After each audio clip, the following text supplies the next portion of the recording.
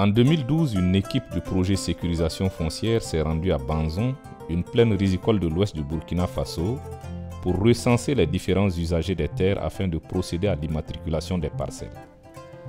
Celles-ci sont exploitées par des autochtones et des migrants installés de longue date. Chacun y est allé de son interprétation de cette irruption soudaine des techniciens pour parler d'un foncier qui ne demandait pas une telle attention. Aux autochtones sur la défensive, un migrant tint ses propos pleins de bon sens mais non dénués d'arrière-pensée. Si tu vois un animal sortir la tête du trou, ne sois pas pressé. C'est tout son corps qui finira par sortir.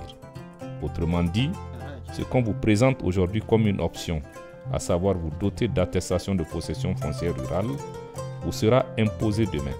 Autant y aller. Et un autochtone en colère de répondre aux migrants. Vous êtes comme des poules. Dès que vous avez fini de manger, vous vous essuyez la bouche. Espèce d'ingrat. Nous vous avons donné les terres et vous avez tout vendu. Et aujourd'hui, vous voulez aider l'État à nous retirer le peu de terre qui nous reste. En Afrique, les grandes firmes multinationales des engrais et des semences ont, depuis les années 2000, sorti leur museau du trou pour humer l'air. À présent, il semble que c'est tout leur corps qui est sorti du trou. En tout cas, ceux qui observent les changements qui interviennent dans l'agriculture en Afrique nous disent: ces multinationales ne se contentent pas de vendre leurs engrais et leurs semences, elles façonnent notre esprit. Elles murmurent aux oreilles de nos dirigeants ce qu'ils doivent faire, et pas moyen d'y échapper. Dans les instances internationales comme régionales et nationales, elles veillent au grain.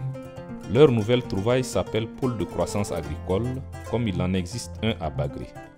Certaines ONG se montrent critiques et dénoncent une menace pour la sécurité alimentaire. Ces pôles favoriseraient une agriculture à deux vitesses. À bord du TGV, il y aurait les investisseurs nationaux et internationaux. Et vous, monsieur, qui êtes-vous?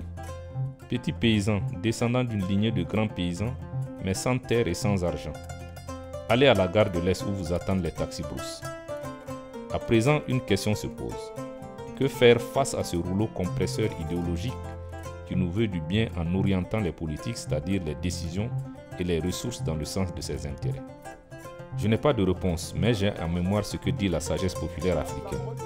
Si tu ne peux éviter de ramasser les fientes des poules, empresse-toi de le faire avant qu'elles ne l'éparpillent. Un autre proverbe met en garde: on ne piétine pas deux fois les testicules d'un aveugle. Faut-il donc accepter ce contre quoi on ne peut rien, ou faut-il tirer les leçons des expériences passées et infléchir les politiques dans le sens des intérêts des petits paysans?